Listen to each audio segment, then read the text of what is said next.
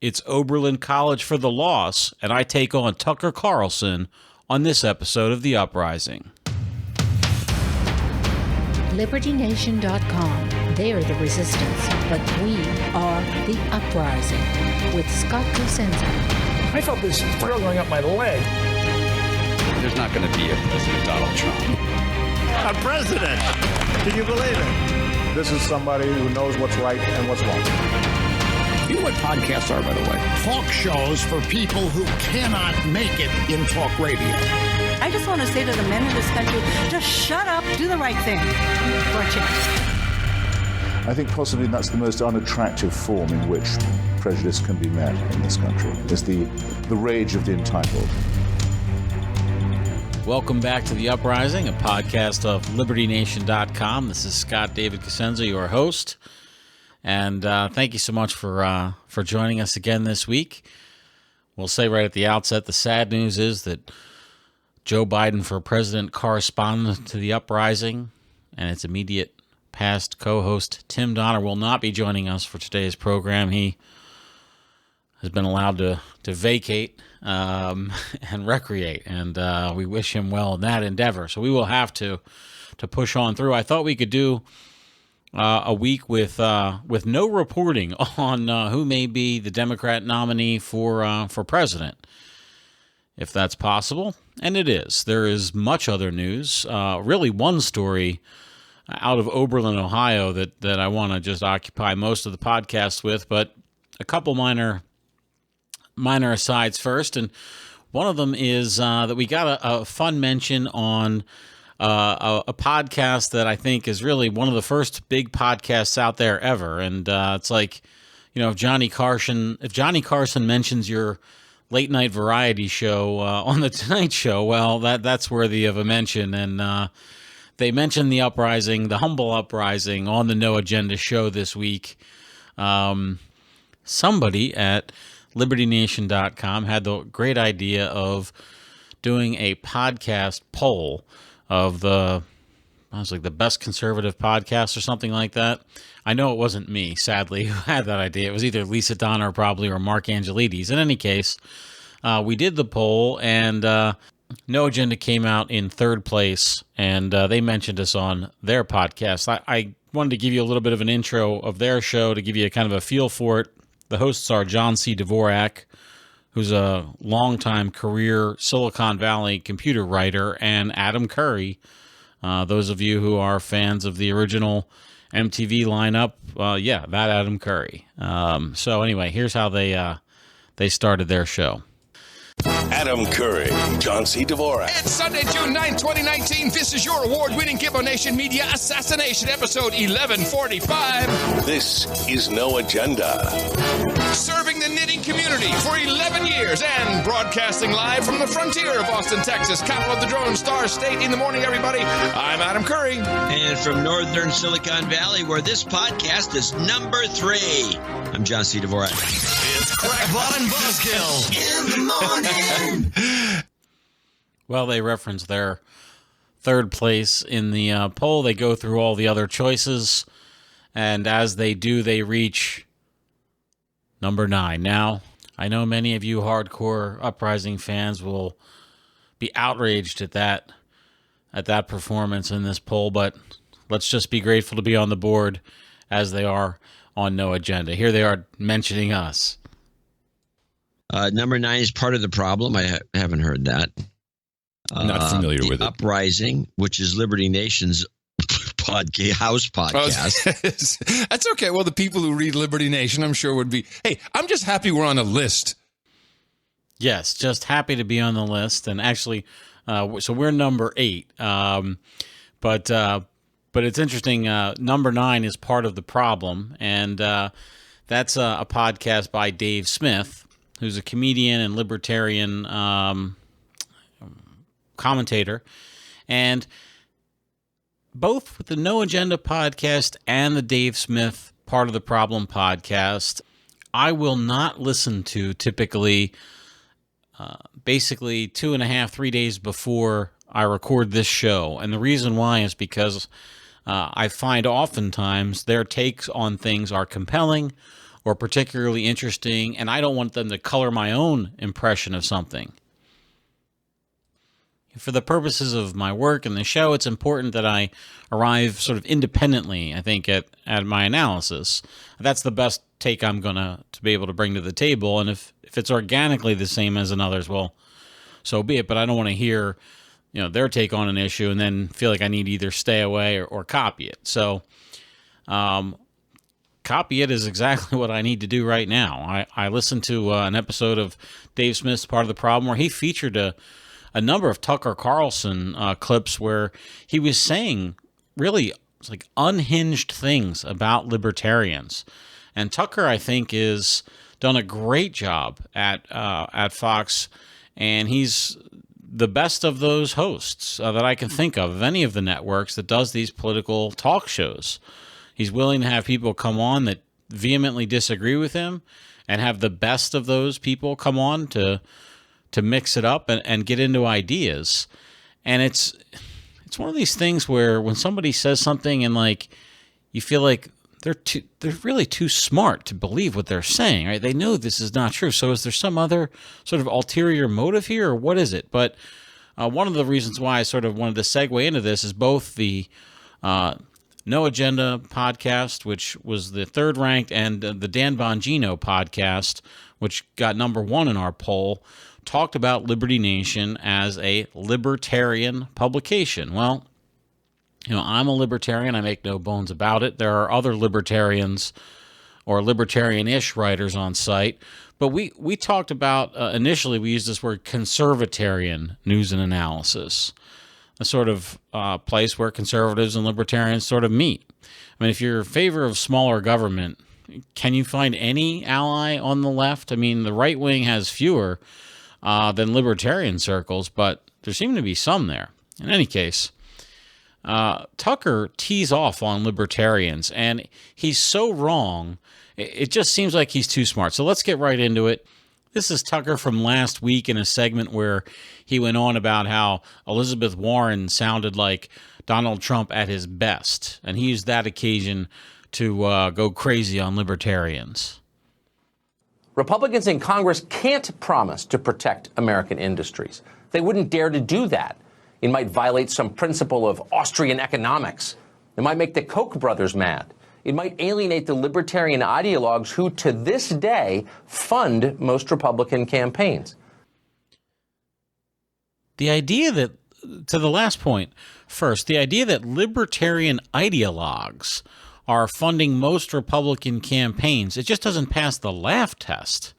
I mean, libertarian ideologues are people who want massive change in the way our system works, almost as massive as change as maybe some progressives want, but in completely different ways. A total end to all drug wars. Just to name one thing, okay? What I mean by that is there is no FDA that grants approvals for drugs. There is, you can buy heroin if you're an adult. All of it. That's what a libertarian ideologue would believe. Is that what we think of with most Republican candidates for office? Where does this come from? And yes, Tucker, I love the snide remark about Republicans protecting some industry would violate some principle of Australian economics. Yeah, it's the principle that the market, a free market, will yield the best product at the best price, and that no one person or government committee of people can come remotely close to delivering all the information that's included in a free market price. Economists will say a price is just information, and you can hear that comment and think, well, what do you mean by that? Well, the information in the price is the cost to deliver that good to market coupled with the demand for that good. That's what the price tells you. And you'll never learn it if you have this protectionism that Trump and Warren wish for us, or I guess Tucker and Elizabeth Warren, rather. But he wasn't done. In Washington, almost nobody speaks for the majority of voters. You're either a libertarian zealot controlled by the banks, yammering on about entrepreneurship and how we need to cut entitlements. That's one side of the aisle. Okay, let's just unpack that for a second. A libertarian zealot controlled by the banks. So for those of you who don't know, libertarians, by and large, don't like banks because banks use the power of the Federal Reserve in order to enrich themselves. That's sort of a very common thread amongst libertarian political thought is the banking system is corrupt. And oftentimes libertarians will want to move, you'll hear them talk about a gold standard. And one of the reasons why they like gold is because you can't print more gold. The value of gold can be discovered and mined, but it's not an easy process. Unlike printing dollars, which is, or some other fiat currency, which they can do and do, which destroys the value of money. So that's why libertarians think that way. And to say that they're the zealots that are the tools of banks, it's like, have you ever been around a libertarian? No, they're not for the banks. As for the comments about being against entitlement spending and for entrepreneurship, well, yeah, guilty as charged. Still more. Against the Libertarians from Tucker Carlson on Fox News. Our leadership class remains resolutely libertarian, committed to the rhetoric of markets when it serves them, utterly libertine on questions of culture. Republicans will lecture you about how payday loan scams are a critical part of our market economy. Then they'll work to make it easier for your kids to smoke weed because, hey, freedom. I can't tell you how much I wish that our leadership class were resolutely libertarian. To say how far they are from being resolutely libertarian, just to give you some broad strokes, if you don't know what a libertarian would do, what a libertarian leader would do in Congress, the president, you name it, it is maximum personal freedom and minimum laws. So there are very few areas where libertarians disagree. There are pro-life libertarians and pro-choice libertarians. Some libertarians we would disagree on when, for instance, or if you could restrict the sale of alcohol to certain people like minors or other drugs. But adults get to do with their own bodies what they want. No such things as laws against prostitution or any kind of drugs for adults in the libertarian world. There are no any kind of financial regulatory laws. All that you can't do is fraud. You're not allowed to lie, cheat, or steal. And basically common law crimes. And yeah, that's it. In terms of foreign policy, it's disengagement and a defensive posture only. That's a libertarian foreign policy. So how exactly are our leadership resolutely libertarian? Do we see any of this in a practical way? It seems like we don't. We see more regulation, more taxes. Oh, that's the other thing. Basically no taxes, too, with a libertarian society. So no public schools. You want to educate your kid? Hey, that's great. Go ahead and do it. But it's not a public duty to do so. That's what a libertarian believes. Well, I don't see any movement in that direction, but I'll take Tucker's points as he made them. Okay, committed to the rhetoric of markets, right? But so the idea is that that's somehow libertarian, that committed to the rhetoric of markets, but then libertine on questions of culture. No, libertarians are committed to markets. It's not, we absolutely abhor and eschew any kind of putting your thumb on the scale, any kind of rent seeking, which is when a company uses the government to sort of create its own profit center. And that's what libertarians are against. We don't want any of that. We just want a pure free market or the closest thing to it. That's what the libertarian believes. And to the extent that somebody's in it for rhetoric, well, they're not a libertarian. And as far as libertine on questions of culture, I don't know if he's talking about sexual mores or anti-religious sentiment. But in any case, real libertarians allow for all sorts of beliefs about how one should govern oneself or the culture should govern itself. The questions of art and music, how that, I mean, all of the cultural questions are open in a libertarian society. What's not open is making them criminal laws, where you have to do what I say or what me and a few of my neighbors say, or we get to throw you in a cage. That's what libertarian concerns itself in, not what you should do or who you should have sex with, just that as long as it's consensual, we don't get to throw you in a cage for doing it. It's not about that everything is right or even okay. That's outside of these political questions. That's what a libertarian believes. Then he goes on and says that, we're going to say that payday loans are a critical part of the market economy. That's a real cheap shot. There's an industry called the payday loan industry, which is reviled and has seen lots of attacks against it. And the sad truth is that a ton of Americans are on their ass financially, and they're in a rough spot.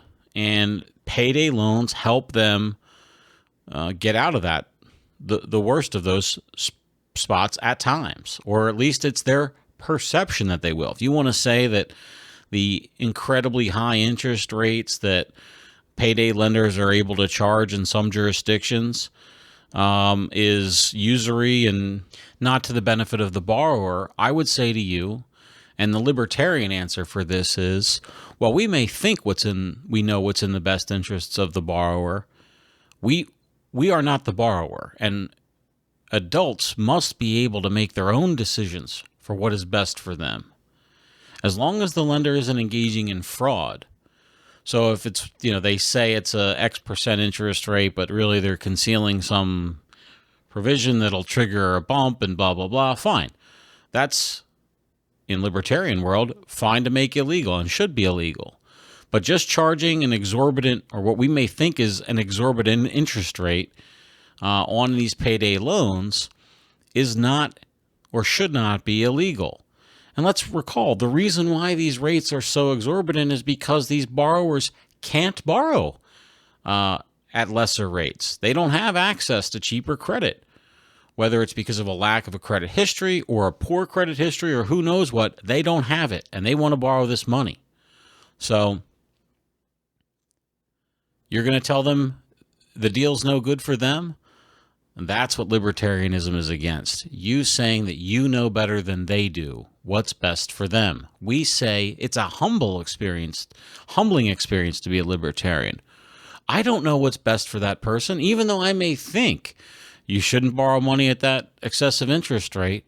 It would be wrong to throw the lender in a cage for going ahead and extending credit on those terms. That's what a libertarian believes. Tucker says, go ahead and take that banker and throw him in a cage, and then go ahead to all the neighbors and put a gun to their head and make us pay for the care and feeding of that banker when he's in a cage. That's how a libertarian views that analysis.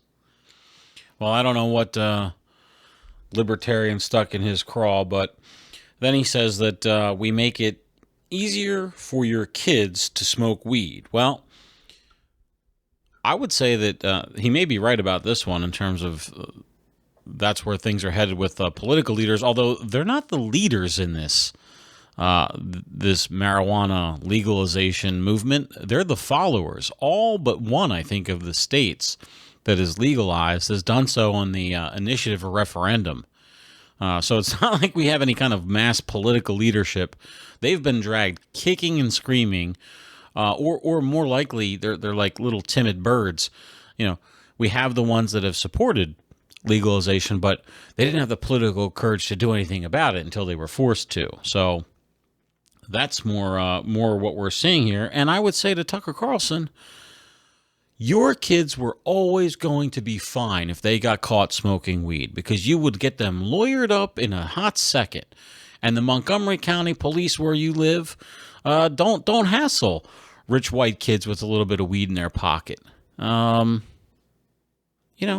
That's what happens. They don't get records that are going to follow them for the rest of their lives. And even if they did luck out or not luck out and got caught up with the wrong cop, we know that you have the resources and the will to fight that battle and probably get a result where they're not saddled for the rest of their lives with a serious drug conviction or the consequences of spending time in the juvenile justice system.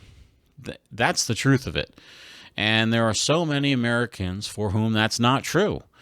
And when we legalize these things, that's what we're doing, Tucker, is we're saying that the rest of Americans who don't have your zip code or your wallet, their kids also don't have to suffer that fate. Oh, and here's a little factoid, and I know it's hard for liberals to believe, and gee, I guess, Tucker, you're now in that class too, but just because it's legal for adults to do something, that doesn't mean that more juveniles are going to do it. And there's actually studies out there to suggest that when marijuana is legal for adults to use, then children use it less frequently. Call it the opposite of the forbidden fruit. It becomes less of a big deal. And when you license places that sell it, they have a stronger incentive to keep people who are unauthorized from possessing it. Basically, the alcohol as distribution model in the United States has been working for alcohol. In the 1990s on my college campus, alcohol was harder to purchase than illegal drugs were. And that was before this massive wave of marijuana decriminalization. So let's let adults be free to do what they want, and maybe we'll have a better chance of keeping the kids off it. And by the way, they should be, because one of the things we know as we continue to learn more about marijuana because of its legalization is that until the brain is fully formed, the negative consequences of use, and especially heavy use, are more profound in the developing brain. So kids really should, instead of giving them lying bad advice, like when I was a kid and they acted like marijuana was a gateway to heroin, which there's no evidence for whatsoever, and then kids find out about these lies, and then they're more likely to disbelieve true facts about drug use. You'll have more problems with the lies than with the truth. And the truth is, if you're under 25 years of age, you shouldn't be smoking weed, especially not a lot of it, because it can really hurt your IQ and your brain power. And believe me, you want to get as much of that as you can. Well, Tucker, I know you've got the brain power to recognize the error of your ways, and I hope you will, and stop disparaging libertarians. It ain't right. Okay. Well, the big news, I think, for me this week, in addition to, of course, Texas passing the lemonade stand freedom access law that allows kids to sell lemonade in front of their houses without getting arrested, was this case out of Oberlin, Ohio. Now, Oberlin College is a tiny little school that is actively progressive. It celebrates the liberal arts and is a liberal celebrant of those liberal arts. They were just ordered to pay over $30 million to Gibson's Bakery and members of the Gibson family because they actively smeared Gibsons, calling them racists in the face of just trying to not get plundered by shoplifters. It's a college town. They get lots of college kids in the store. And just so happens, this one college kid, he had the complexion for the connection. He didn't think that he should have to worry about shoplifting because he's a black guy. And he and his two black lady friends went into the store, caused a commotion. He tried to steal he tried to buy one bottle of wine on a fake ID and steal two others. He was refused service, and the shopkeeper tried to basically grab him and hold on to him for police because he was trying to steal the two bottles of wine. And he and his two friends proceeded to beat the shop clerk who chased him out of the store to hold him for police. It turns out that kid is the son of the owner of the store. Jonathan Alladin from Trenton, New Jersey, was the perpetrator of the crime. He's a black guy, and his friends N.D.L. Lawrence and Cecilia Whetstone, black women, were accompanying him in the store, and that is all the importance, their race. Why does that matter? Well, the whole thing is about their race, because if they're white people, that's the end of the story. But because they were able to cry that this was somehow some sort of racial animus, racially motivated crime, that's what led to this $30+ million verdict against Oberlin. They started right from the night of the arrest, crying about how this was about race. The shopkeeper, the Gibson family, Alan Gibson and his father and grandfather, and all the shopkeepers and others who were in the store, their story is that Mr. Aladdin came to the register with a bottle of wine and wanted to pay and check out with that with a fake ID. And that at the time he did so, he had 2 other bottles of wine in his pants, concealed about his person in order to shoplift them. Well, the clerk refuses to sell the kid the wine, basically tries to grab him and hold him, and he runs away further deeper into the store, drops the 2 other bottles of wine that he has, continues running and fighting with the kid who's trying to hold him out into the street, and they tussle, and then the 2 girls that are with him, they start beating on young Mr. Gibson, along with our shoplifter, now robbery suspect, Mr. Aladdin. Now, Mr. Aladdin's testimony and story is that he went in that store, and for no reason whatsoever, Mr. Gibson just started attacking him, motivated presumably by racial animus. That's all. That's the counterclaim, that he should be arrested for attacking him out of nowhere because he was a black guy. Okay, well, the suit was not against Mr. Aladdin or his accomplices in the beating or attempted robbery or theft. No, the suit was against Oberlin College. Well, how did they become involved? They're involved because of what happened next. The protests and ruination of the Gibson store at the hands of the students, the social justice warriors, and the college's administration. Now, we'll get in a second to what a series of outrages were that justified such a massive award from this Ohio jury, or series of awards. There was a compensatory damage award of, I think, just a little more than $10 million, and then the punitive damages award was capped at double that, and that's where you get to this award that is $33 million and may include more millions in terms of legal fees. I think that's still yet to be decided. Well, in 2013, the Oberlin College leadership, that was still the leadership in place when the Gibson Bakery incident started. Let's let the news report tell the tale. This is 2013. Oberlin, Ohio. It is 35 miles from Cleveland, home to this small liberal arts college. It's called Oberlin College. The school has a progressive reputation, known to be the first U.S. college to admit African-American students and the first to grant degrees to women. And this community here in Ohio boasts the legacy of inclusion and respect for diversity.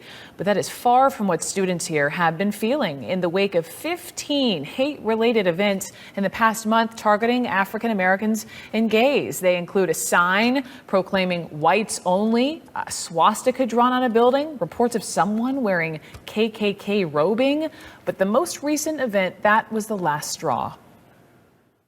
As I was in the car, I saw someone in what seemed to be KKK paraphernalia walking on a pathway that's like a pathway that leads to South Campus. And just like seeing that and having it sink in, like this is something that's real, that actually happens. This is something real that actually happens. Now, the great news is that it wasn't real and it didn't happen. There was no person in KKK garb. There was a woman who was wearing a blanket. And the woman who said that she saw the person in KKK garb, we presume is not a liar or a race hustler, but just was so primed by these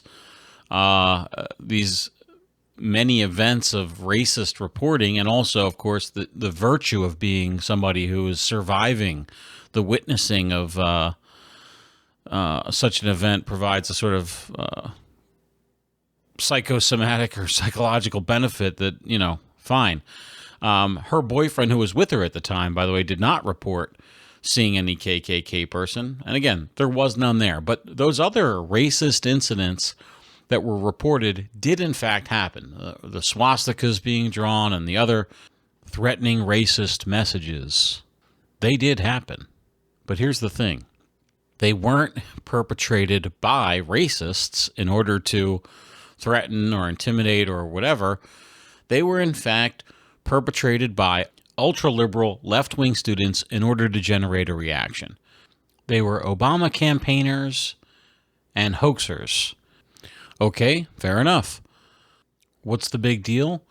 Well, the big deal is that if you're a member of the Oberlin community, or if you're a student on Oberlin's campus, it's a big difference if the racist swastika flyers that were left outside your door were left by your classmates, Dylan Blyer and Matt Alden, in order to get a rise out of people and demonstrate the, heteronormative, white supremacist nature of our existence, I guess, or by some Buckeye rednecks that are going to murder you because you're Jewish or gay or whatever. Well, that's a problem. And if you're the college administrator and it's a bunch of kids goofing off and you don't tell anybody, well, it seems like you've got a problem.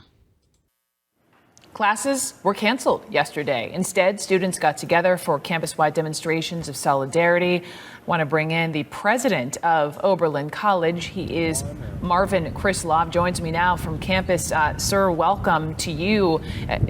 Let me just begin with sort of what we've gotten here at CNN, that police there in Oberlin, they have just told us at CNN that they have identified 2 students involved in some of these incidents. Can you corroborate that with me? Good afternoon. It's great to talk to you. I'm not able to talk about the details of the investigation, but I can tell you that we're taking it very seriously and it continues. Can you tell me if these people perhaps involved that you're hearing are students? Can you at least confirm that? I'm really not able to talk about the details of the investigation. It's a law enforcement matter, and we're cooperating with various law enforcement agents on this. Well, the big lie there is that he's not able to communicate the information that they know it was students who did this as a goof.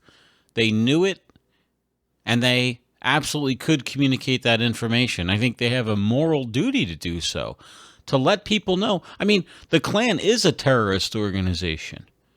You should be scared of the Klan.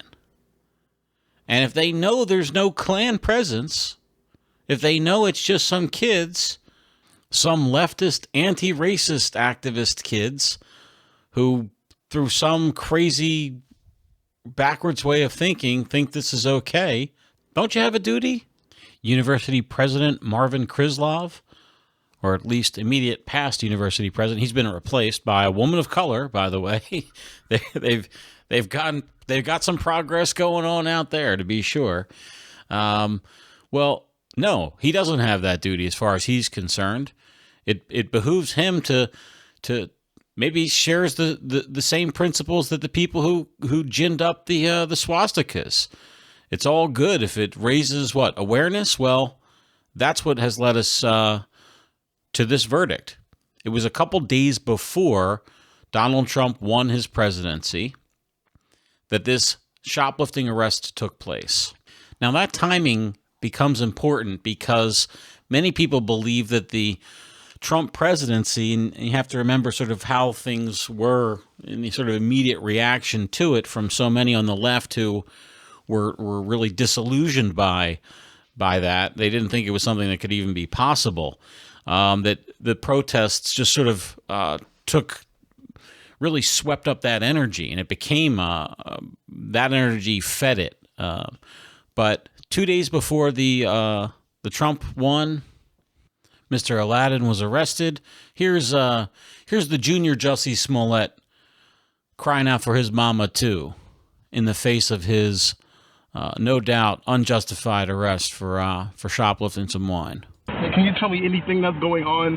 Yes, you're being arrested for theft right now. I didn't steal Probably anything. assault. I didn't touch him, though, but he attacked me. I didn't touch him. Okay. Is there anybody I can talk to? My mother? Anything? That's what everybody's writing. So why am I only being arrested and he's not? Now, I'll let you in on a little secret. In May of 2017, the man that you just heard, Jonathan Aladdin, and his co-defendants, accomplices, Endina Lawrence and Cecilia Whetstone, all pled guilty to various crimes for their conduct regarding the shoplifting, the attempted buying underage booze, and shoplifting, and the physical assault of Mr. Gibson. Mr. Gibson did not plead guilty to anything. He wasn't charged, and Mr. Aladdin and none of his accomplices filed charges or pursued any kind of civil remedy for the alleged unprovoked racial attack. But that was months later. If we go back to the night of the arrest and the days after, what happened was the social justice warrior crew at Oberlin, and they've got a deep bench on that one, I can tell you, they made it their mission to shut down Gibson's because you can't go ahead and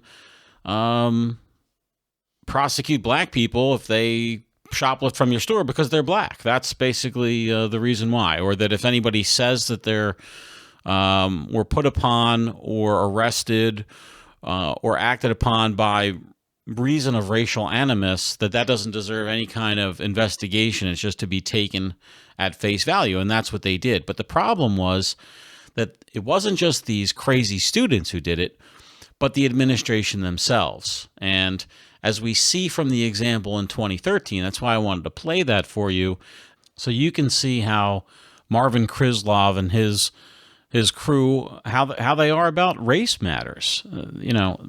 They are fully woke.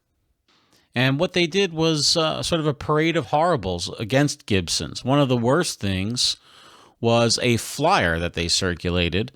The protesters were circulating a flyer that said, "Don't buy." This is out front of the establishment. And this is they're a bakery, an ice cream parlor. They have like sundries and dry goods. It's a sort of a catch-all. It looks like a nice store. You can get a $2.49 bagel with cream cheese, at least at the time of the arrest. That's what the sign said. So that's a pretty good deal. And they were filling out or passing out these flyers that said, quote, "This is a racist establishment," all caps racist, "with a long account," all caps, "of racial profiling," all caps, "and discrimination," all caps. "Today we urge you to shop elsewhere." Now, that's one thing if a bunch of protesting students want to go ahead and do that, but Oberlin College Dean of Students, Meredith Raimondo, well, she was handing it out too. This was the official posture of the college and its leadership. The official position of the college was that Gibson's is a racist institution. And of course, they can't exist. It's a one-horse town. If you can't do business with the college's students, and Gibson's was also a vendor for the college. They provided food for it and perhaps other goods as well. And the college started screwing with their vendor status. And in fact, they sort of threatened them and basically said that they wouldn't continue to use them or might not continue to use them if they continued to press charges against these three students. And as a matter of fact, Mr. Aladdin's plea deal, he wanted to plead guilty to a lesser charge. The prosecution agreed with it, and Gibson said, well, it's okay because it's in the community interest. The judge in the case didn't allow that plea because they thought that Gibson's was basically under threat, that if they didn't go ahead and agree to downgrade the man's serious robbery charge to something like petty theft, that they would have to go out of business. And it wasn't a voluntary statement because of that sort of Damocles. There were lots of interesting bits that went on during the trial, and I think that perhaps the most telling is that of Ms. Raimondo's testimony. Now, she handed the flyer.